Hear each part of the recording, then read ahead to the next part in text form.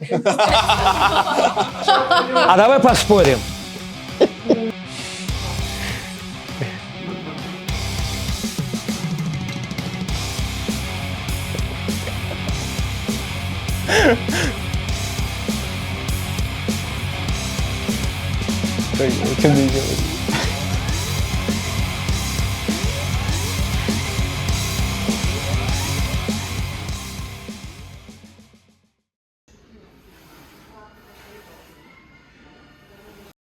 Daug. 80% švelnumo ir 20% kitų dalykų. Nedaug.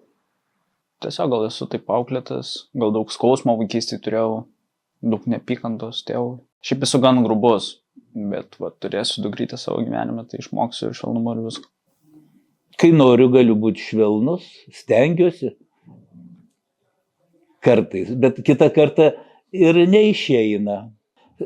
Nori kartais, bet Jėzus, ne. Daug labai turiu švelnumo, bet dažnai nemoku jo parodyti, išreikšti.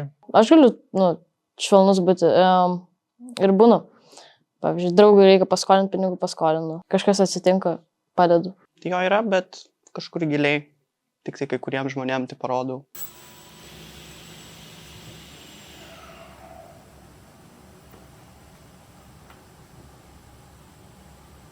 Ne. Man atrodo, romantika ir meilė nėra tiesiogiai nesikoreliuoja. O ne. Čia jau akademijų institutė, kai mokiausi, viena tokia labai patiko. Tai kaipgi prieit prie jas. Tai padarai ekslibrisą, jai jos vardu, kokia laiminga tada jau. Ir taip popiški ir jau gyvenam. Vos ne 50 metų.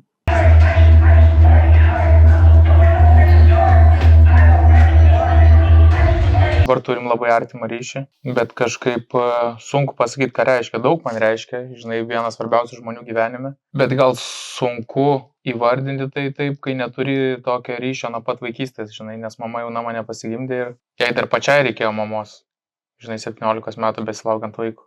Mama man padeda, mane myli, manim rūpinasi, bando padėti su namų darbais, nors pati ten jau vos supranta, bet padeda. Рупинас, kad nesušalčiau, todėl šitą шалику тuriu. Мама. Мать, это первое место, мать. Я с ней советовался. Уже 34 года, как она умерла. И каждый день я вспоминаю, и как будто с ней общаюсь, образно так говоря, и советуюсь с ней. Хотя ответа я не получаю. Viską. Visą gyvenimą. Tai yra geriausia draugė, geriausia patarėja. Šiaip anksčiau tai net nežinodavau, kaip tvarkytis su pykčiu. Tikrai buvau kaip toks laukinis šuo, supyksti ir tada tiesiog draskaisi, mėtai daiktus. Esu karšto būdo vaikinas vyras. Dažniausiai man lengviausia yra tiesiog išsilieti kažkam. Visada padeda tiesiog eiti kur nors į kampą parėkti. Tiesiog viską išmest. Ir niekada nenoriu jokio patarimo, nieko nenoriu. Noriu tiesiog, kad paklausytų. Nieko nepatartų, pasižiūrėtų mane, sakytų, okei, šitą padėkoju ir viskas man ramu. Tikriausiai padaužau pagalvę, einu paskaitant. Гнев – это плохая у человека. Терпение и еще раз терпение. Гнев не помощник.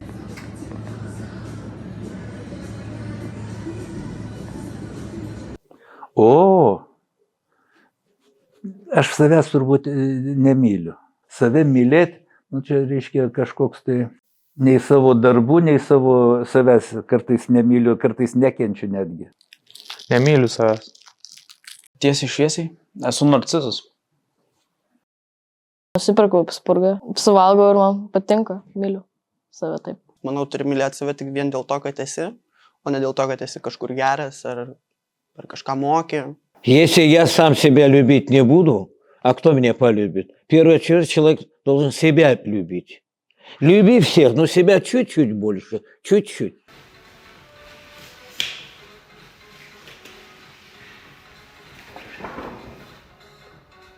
Gyvenimą. Mama ir gimtinė. Tėvus. Šiuo metu fokusas yra į save, tai save dabar. Savo vaiką.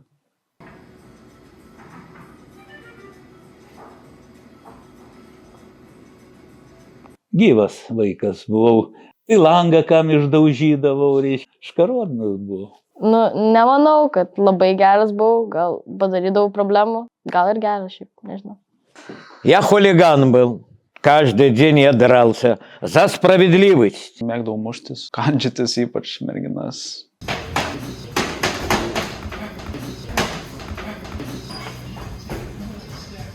Oi, esu gavęs, tėvas duodavo su diržu, o mama beržinės košės. Būdavo šluota tokia, įsitraukė vytelį ir per... Esu vieną kartą, vieną vienintelį. Labai nepatiko ir visišką nesąmonę. Jo, dažnai. Aš ir su laidu gaudau. Bet nepykstu, tai prasme, gaudau už tai, kad reikėdavo, nežinai, kaip kitaip sutramdyti tokį elgesį vaiko, aš neįsivaizduoju. Aišku, yra tų priemonių, bet turi turėti ir išteklių, ne tik vidinių. Tokia situacija gal buvo gyvenime, tai aš kažkaip nepykstu ant šeimos, kad tai būdavo. Отец орал, но никогда пальцем меня нет. Я убегала, правда. Он не трогал. И вот это он правильно сделал. Бить не надо детей. Ни в коем случае.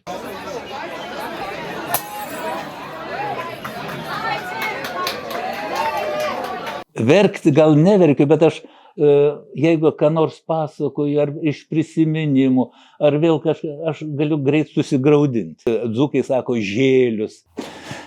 O tai, ar tada atsidūsti ir vėl lygiai niekur nieko. Pamenu, paskutinį kartą, kai verkiau, tai sakiau, kad paskutinį kartą verkiau, kai tėvas mirė. Paskutinis kartas, kai verkiau, kai beveik įsiskiriam su draugą, man atrodo. Retai verkiau. Bet aš nebėgu nuo to, man neatrodo, kad verkti vyrų yra blogai, žinai. Kažkaip gera būna išsiverkus, jeigu taip nuoširdžiai išsiverki. Prieš mėnesį gal laiko, kaip stresas lipa per viršų ir tu palūžti ir būna, kad vienas kai esi apsiverkia. Dar plus aš ožiaragis, tai jautriau reaguoju į tokius dalykus. Да, можно сказать, я каждый день плачу. И от радости, и от обиды, которых не ожидаешь от людей. А если человек не плачет вообще, это зверь.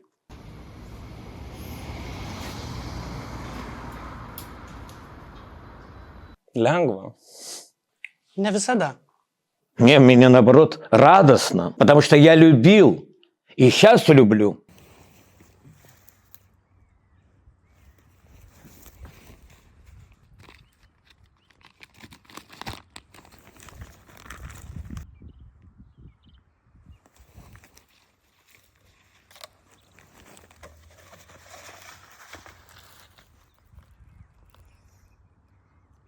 Kiekviena išraiška yra kaip žmogaus suvokimas, tai galbūt jo meilė būtent tokia būdavo, ten perauklėt mane, ten kažkokiais mušimais, diržu ir kitais dalykais. Mes labai gražiai bendraudavom, buvau škarodnas, taip negražiai pasakius, tai dabar galbūt ne kartą mane atimtų iš tėvų valdžia. Esu gavęs gražiai, bet gal į naudą tas buvo. Iš esmės nerodė, nebuvo jos. Buvo labai pavėluota, kai man jos jau nebereikėjo. Žinai, tėtis iš kitos kultūros ir pas musulmonus meilę vyras vyrų rodo atvirai ir labai daug, žinai, ir apkabina, ir pabučiuoja, ir tai labai artimas ryšys yra. Tai gal tėtis parodė, kokia gali būti nuoširdį meilė, ne tai, kad nuoširdį meilė ir tai buvo pas mušimą. Turėjau menį, kad kaip ekspresinti ją ir parodyti, žinai. Pirma, kad dažniausiai vakare rodo. Покупал мне мороженое. Ну, что дети любят. И когда они умерли оба, мать, отец, на руках умерли, это первый признак, что я хороший сын. Vaikystėje tai rodė, o paskui augau be tėvo ir meilės tėvo iš vis neturėjau. Gan skaudi patirtis yra. Vyrui svarbiausia yra tėčio meilė.